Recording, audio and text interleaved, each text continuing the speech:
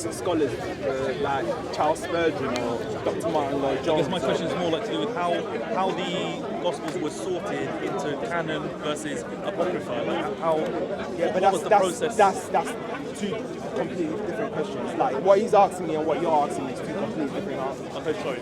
Answer whichever you want. Yeah. So a different question, but it's a quite reasonable question. You've got to remember, yeah, he's a scholar. I'm not a scholar. You're extremely intelligent, so I have to word two different answers. So I need to. I'm trying to merge the two. Yeah, I'm trying to merge the two, right? Okay. So the Gospel of Thomas was rejected. And the reason? Yeah, reason because it doesn't fit with the overall message that Jesus wanted to preach. So in a nutshell, hang on. In a nutshell, the Gospel of Thomas was rejected. Now, to answer your question, the reason why the scholars, in the end, whoever they were, whether it was church fathers or whatever opinion that's out there,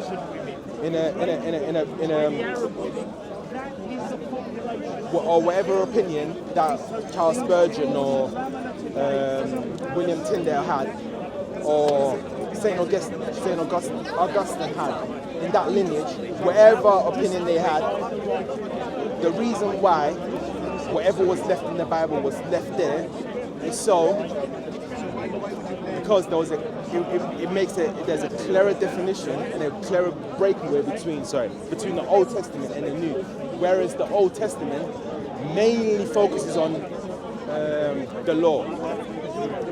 But when you take the Gospels, that's eventually ended up in the Bible all the way through to the epistles.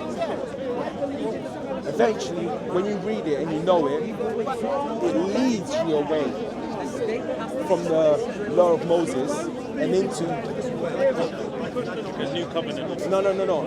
Yeah, kind of, but into more into what Jesus wanted people to know.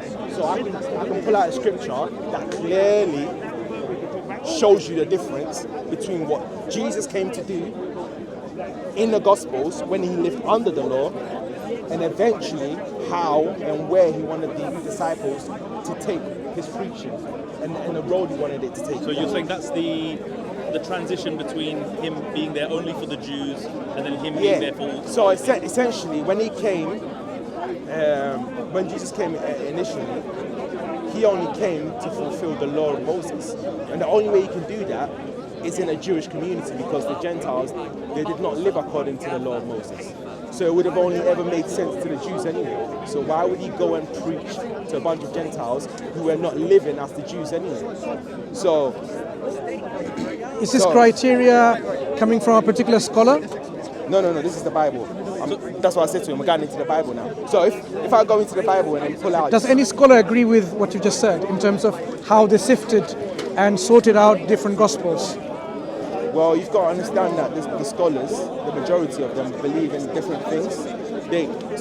Not different things, but they'll like St. Augustine and Martin Luther were having an opinion, and then Dr. Martin Lloyd Jones will come along. He'll take their opinion and add his own opinion onto it. But anyway, let me just finish with that, right? So as I was saying, do you have a loudspeaker so I can play it? Because I don't want to read it. No? Hang on. No, okay, I'll play it. Don't worry. No, it's okay, it's okay. Now what I'm saying is, hang on, let me finish. Can you just summarize? I am. That's what I just said. One Bible verse. That's what I'm trying to do. Go ahead. Okay. Don't be shy. No. I want to play it so you hear it. Let's hear it from you. How would we know this particular verse is reliable? Back to the same question. No, it's a writing. Yeah, but if I can't prove it in the writing... Yeah, we sort of moved on to like a slightly different point. All right, wait. Yeah, go ahead. Christ is the end of the law for righteousness to everyone that believeth. For Moses describeth the righteousness which is of the law, that the man which doeth those things shall live by them. But the righteousness which is of faith speaketh on this wise. Say not in thine heart, But to give you a... Can you just paraphrase? For they, being ignorant of God's righteousness and going going about to establish their own righteousness, have not submitted themselves unto the righteousness of God.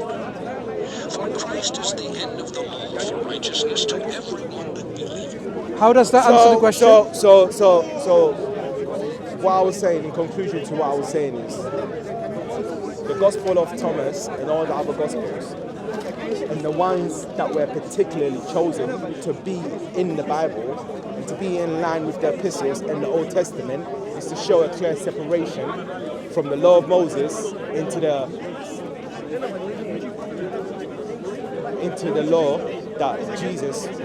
So is this borne out from any scholarly understanding, or you just made up this criteria? No, yeah, scholarly understanding. Which scholar mentions this in which of his academic publications?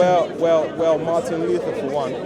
Martin Luther mentions that the reasons why all the apocryphal gospels are apocrypha because they do not. I'm talking about the difference between what Christ came to do. That's not the question, though. The question is, how are the gospels? I think we've diluted the debate a little bit, but I think what we started off saying was that I was asking about the value of your claims that what's in the Bible is factual, but you've got, in the absence of the availability of independent corroboration. But if you're asking me to quote from scholars, the majority of those scholars use the Bible.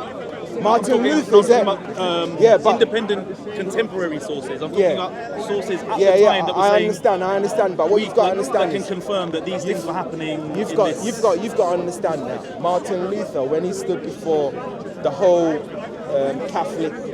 Roman Catholic Church, the only thing that he had to stand on was what's written in the book. So if what's written in the book is not good enough for you, but does he address the question directly though?